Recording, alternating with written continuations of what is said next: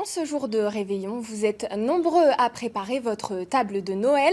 Alors, pour vous donner quelques idées, plongez dans le style XVIIIe siècle. Comment était dressée la table de Stanislas, le duc de Lorraine, en ce soir de fête?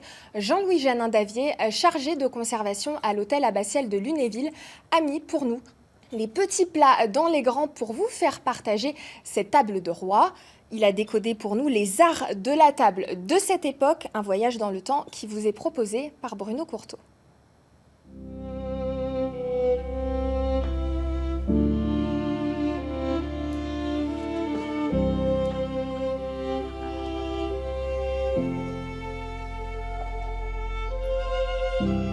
C'est une table à travers modernité et histoire, à travers fondement et projection à la fin du XVIIIe de l'art de recevoir à la française.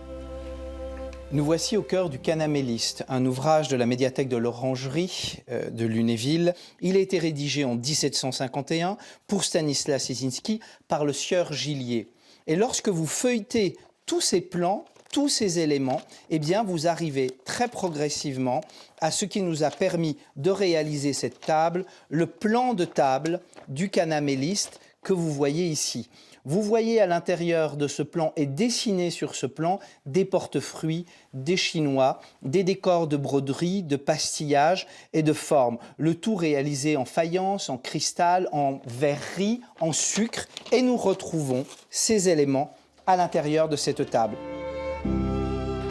Si on se remet dans la configuration de ces années 1750, il y a des choses qui sont sur table, d'autres choses ne sont pas sur table. Sur table, vous avez déjà une assiette, par exemple ici, une assiette en décor de bleuet ou de brindille, dit décor de Chantilly, vers 1730, une petite coupelle de cristal, plus tardive, mais qui peut permettre un consommé, les couverts, mais toujours mis dans le sens inverse de la position des couverts que nous avons aujourd'hui, puisque le monogramme est traité pour être lu dans ce sens-là.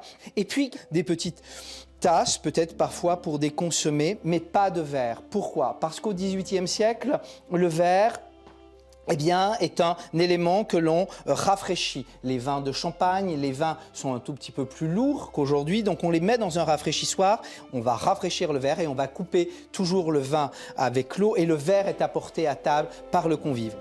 Cette table pourrait vraiment être celle de Stanislas si on enlève cette notion de dressage. Vous y retrouvez, comme dans le Canaméliste que nous regardions tout à l'heure, un ensemble de chinoiseries. Ces statues évoquant le monde de la chinoiserie sont très en vogue au XVIIIe siècle. C'est le moment de l'orientalisme, de la période chinoise. Les manufactures de Lunéville, de Saint-Clément, de Niedervillers, les manufactures parisiennes vont créer tous ces ornements de table évoquant l'art de l'Orient, de ses voyages lointains.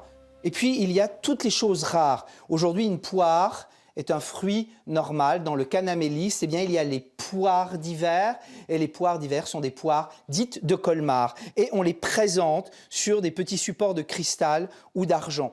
Il y a le sucre va devenir un ornement, puisque le sucre est rare. Ce sont des pains de sucre, des cônes de sucre. Et puis, vous avez, pour utiliser le sucre, puisqu'il faut utiliser le sucre au XVIIIe siècle, vous aurez des petits marteaux à sucre. Nous casserons le sucre de cette façon-ci et puis nous le réduirons en poudre. Puis quelque chose de rarissime, ce sont des saleron avec un verre bleu en argent massif. Pourquoi un saleron? Le sel apparaît sur la table comme toutes les autres épices pour parfumer les viandes, pour renforcer les parfums, mais le sel est rare et l'on sait qu'il y a un impôt sur le sel. On sait que le sel est aussi une force financière. Donc l'avoir sur table au XVIIIe siècle est quelque chose de rarissime et d'exceptionnel. Donc vous pouvez voir à l'intérieur de ce très très joli saleron en argent à décor de fleurs et de rinceaux, une verrine de verre bleu qui fait ressortir le grain blanc du sel.